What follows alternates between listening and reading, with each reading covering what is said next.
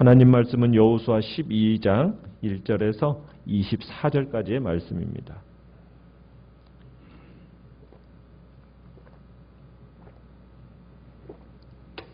여호수아 12장 1절에서 24절까지의 말씀 중에 1절에서 8절까지 교독하도록 하겠습니다.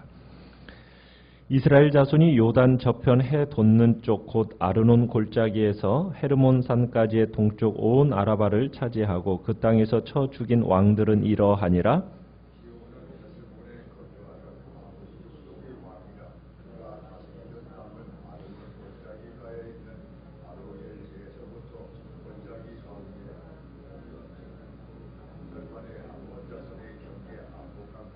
또 동방 아라바 긴네롯 바다까지이며 또 동방 아라바의 바다 곧 염해의 베델 시못으로 통한 길까지와 남쪽으로 비스가산 기슭까지이며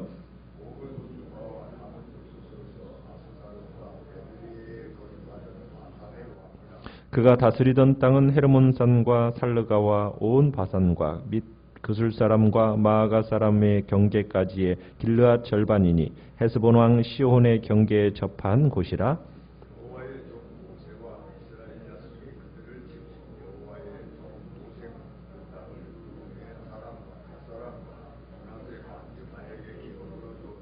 여호수아와 이스라엘 자손이 요단 이편 곧 서쪽 레바논 골짜기의 바알갓에서부터 세일로 올라가는 곳 한락산까지 쳐서 멸한 그 땅의 왕들은 이러하니라. 그 땅을 여호수아가 이스라엘 지파들에게 구분에 따라 소유로 주었으니 곧 산지와 평지와 아라바와 경사지와 광야와 네겝 곧 헷 족속과 아모리 족속과 가나안 족속과 브리스 족속과 히 족속과 여부스 족속의 땅이라. 24절 마지막 한번 읽어봅니다.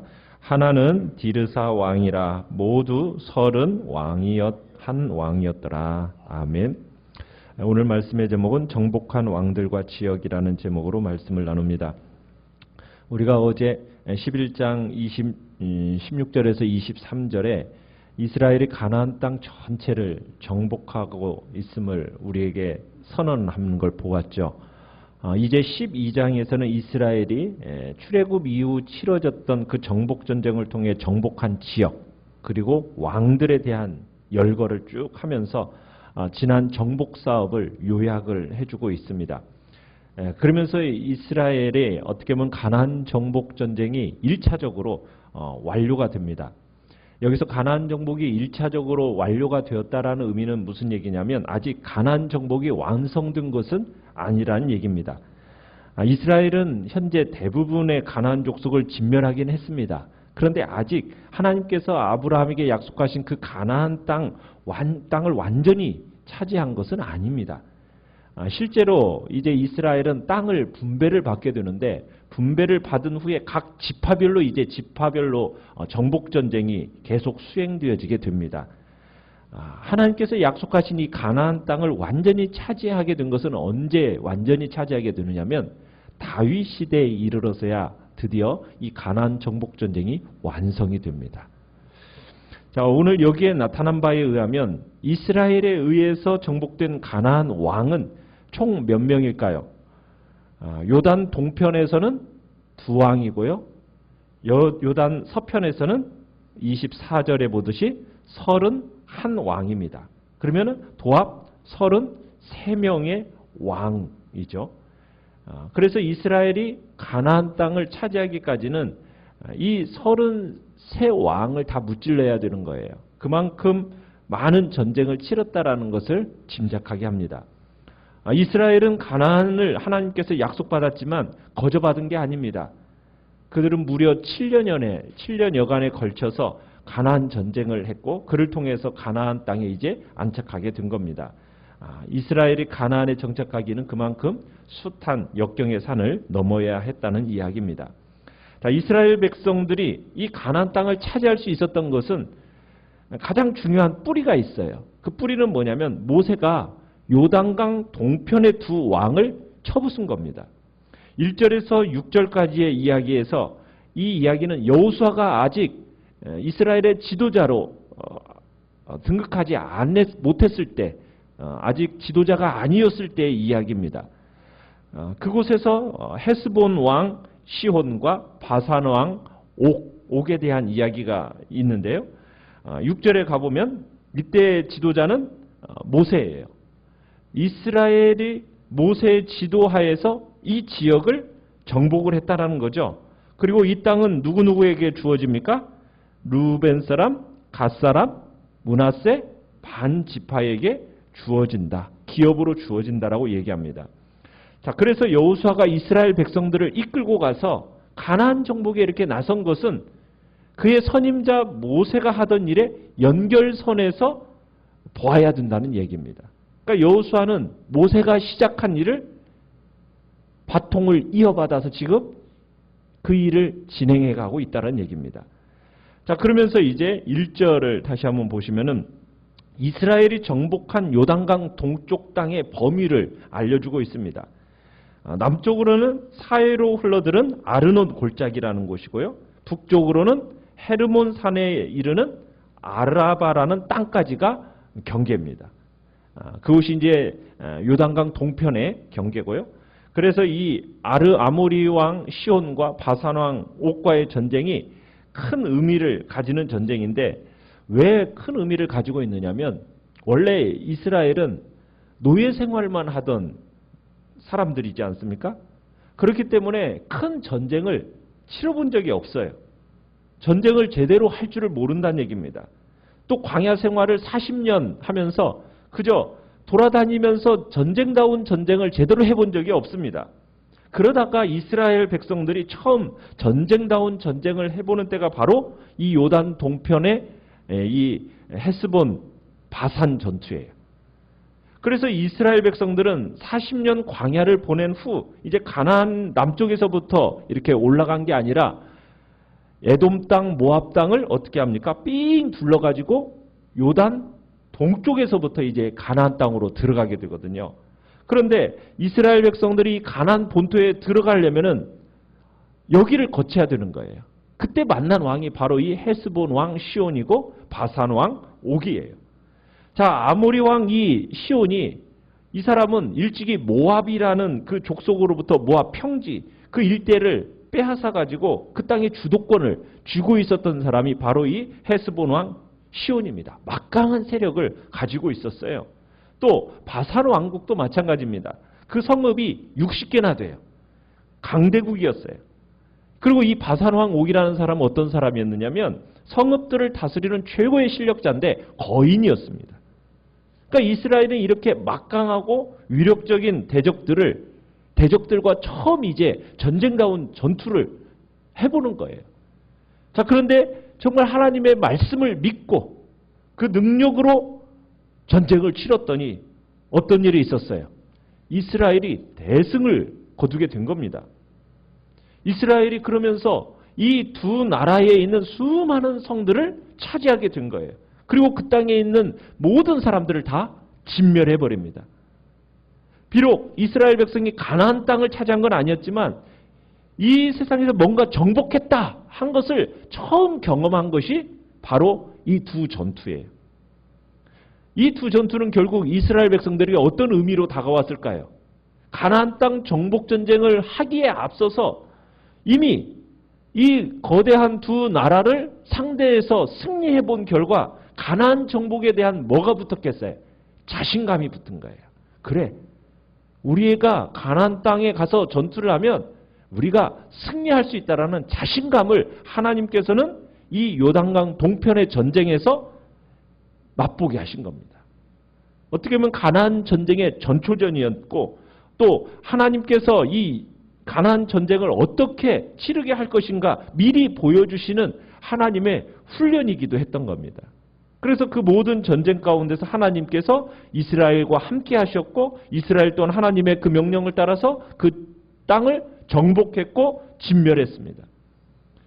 그러니까 이스라엘에게 있어서 어떻게 보면 하나님께서 이스라엘로 하여금 그래 하나님이 우리와 전쟁 중에 함께 하시고 우리에게 승리를 주신다라는 그 강한 확신을 심어준 그 전투가 바로 이 두 전투였던 거죠.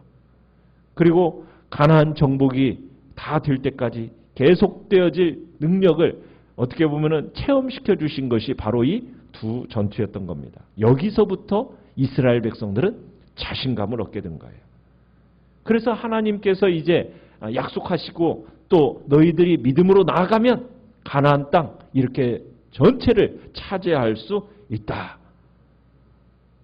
이 모세의 신앙을 물려받은 사람이 바로 여호수아였고, 모세가 멸망시킨 이 왕은 2명이었는데 여호수아가 멸망시킨 왕은 몇 명입니까? 31왕입니다. 모세의 믿음으로 나아간 결과예죠. 오늘날에 우리에게도 이런 결과가 나타날 수 있어요. 우리가 아무것도 해낼 자신이 없어요. 그러다가 뭔가 하나님께서 은혜를 주셔서 잘하게 돼요.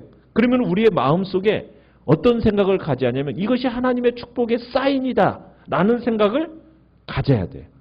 그래, 이 동일한 믿음으로 내가 나아가면 어떤 일이 있을 거다. 내가 상상할 수 없는 놀라운 결과를 얻게 될 거라는 그런 확신과 자신감을 가지고 나아가라는 얘기입니다. 그러니까 이스라엘 백성들로 하여금 그 확신과 자신감을 위해서 모세 시대 때 이 바산왕 옥과 헤스본 이 시온의 전투를 통해서 하나님은 자신감을 주셨고 믿음으로 가나안 정복을 어떻게 수행할지, 그리고 마침내 그 믿음으로 나아갔을 때 31명의 왕을과 그리고 가나안 서편 전체를 이렇게 참으로 차지하게 되는 놀라운 은혜가 있었다라는 것을 지금 보여주고 있는 겁니다. 이스라엘이 이제 그 다음에 이제 7절 8절에서는 요단강 서쪽에서 차지한 땅에 대한 전반적인 요약을 하고 있는 걸 보게 됩니다. 그러면서 31명의 그 왕들과 다스리던 성읍의 이름을 이제 9절부터 시작해서 24절까지 쭉 나열을 해줘요. 요단강 서쪽에서 이스라엘이 차지한 땅 경계는 어떻게 되느냐? 7절로 가보시면은 서쪽 레바논 골짜기에 바알갓이라는 곳에서부터 시작해가지고 남쪽으로는 세일로 올라가는 곳 할락산, 거기까지 이제 경계가 되어집니다. 이렇게 해서 이제 여호수아서의 전반부가 막을 내리게 돼요. 어떻게 보면은 책의 전체적인 중심의 내용은 뭐냐면 이스라엘이 하나님께서 약속하신 것에 따라서 가나안 땅에 정착하게 되었다. 이 과정을 기록해 놨습니다. 그러니까 여호수아와 이스라엘 백성들이 하나님의 약속을 성취하는 그 과정 속에서 어떤 수고를 했고 어떤 기적을 체험했는지를 기록한 것이 바로 이제 12장까지의 이야기입니다. 그것을 기록해 놓은 거예요. 그러니까 분명 이스라엘은 하나님의 은총에 따라서 그 가나안 땅을 선물로 받았어요. 하나님께서 싸우셔서 가나안을 취하게 하셨다는 얘기입니다. 그렇다고 해서 여호수아와 이스라엘 백성이 그냥 가만히 앉아서 그냥 떨어지는 감을 먹은 게 아니죠. 여호수아와 이스라엘 백성들 어떻게 했습니까? 기습작전도 하고 야밤에 행군도 하고 그러면서 어떻게 보면 하나님의 사역에 이스라엘 백성들과 여호수아도 동참을 했다라는 거예요. 최선을 다했다라는 겁니다. 자신들의 생명을 들여가면서 전투를 펼쳤다는 거예요. 그러니까 하나님의 사역과 인간의 사역은 함께 합하여져서 아름다운 결과를 이뤄내는 겁니다. 그러니까 하나님이 하신다 할 때 그냥 우리 인간은 가만히 있어서 그냥 떨어지는 감을 먹는 것이 아니라 우리 인간들도 그에 걸맞게 뭘 하는 겁니까? 나의 삶의 최선을 다하고 하나님의 하심과 인간의 노력의 아름다운 이렇게 버무러짐 속에서 참으로 함께 주의 역사를 이뤄가는 겁니다. 그래서 우리가 여기서 주목해야 할 건 뭐냐면 이스라엘이 정복한 땅 중에서 이스라엘이 어느 하나 그냥 거저 얻는 것이 없었어요. 싸워서 얻었다라는 거예요. 싸움이 없는 땅이 없었습니다. 그 싸움이 때로는 오랫동안 지속이 되기도 하고요. 어떤 때는 하나님의 어떤 강권적인 역사로 말미암아 간단하게 끝이 나기도 했어요. 그렇지만 모든 전쟁을 통해서 참으로 얻어졌다는 거예요. 전쟁을 통해서.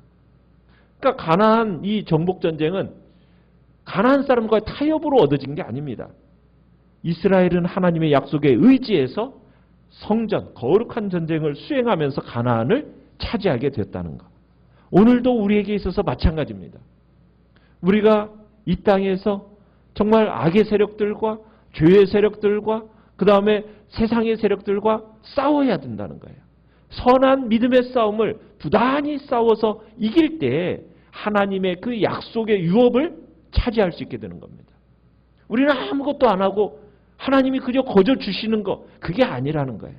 우리는 이 땅에서 믿음으로 싸워야 됩니다. 하나님의 그 약속의 유업을 얻기 위해서는 우리는 이 땅에서 싸워 차지해야 된다는 거예요. 영적 이스라엘로 우리는 그 영원한 가나안, 하나님의 나라를 소망으로 우리가 약속을 받았지 않습니까? 그러면 그 약속을 붙들고 어떻게 해야 된다는 거예요. 우리를 대적하는 그 악의 세력들과 정말 죄의 세력들과 피 흘리기까지 싸워야 된다는 얘기입니다. 믿음의 선한 싸움을 싸워 이겨야 된다는 얘기입니다.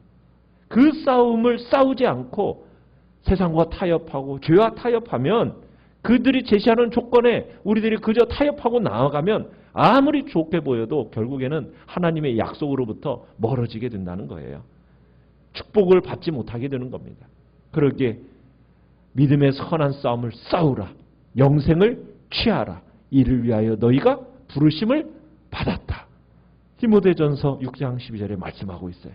그래서 오늘 우리는 하나님의 약속을 붙들고 믿음으로 나아가되 우리에게 다가오는 정말 죄의 세력, 세상의 세력, 모든 악한 세력들, 마귀의 세력들과 정말 대적하며 싸우면서 이 믿음의 선한 싸움을 싸워 이기는 자리에 모두 서기를 바랍니다. 그래서 하나님께서 약속하신 그 유업들을 받아 누리고 하나님이 약속하신 그 주님의 나라에서 면류관을 모두 다 받아 누리는 그런 믿음의 모든 용사들이 되시기를 간절히 축원합니다. 오늘 말씀을 생각하면서 기도하시고요. 연약한 우리의 지체들 위해서 기도해 주시고 오늘 수요 예배 가운데도 하나님의 은혜의 역사를 놓고 기도해 주시며 또 대신방 위에도 하나님의 복된 은총을 기도해 주시고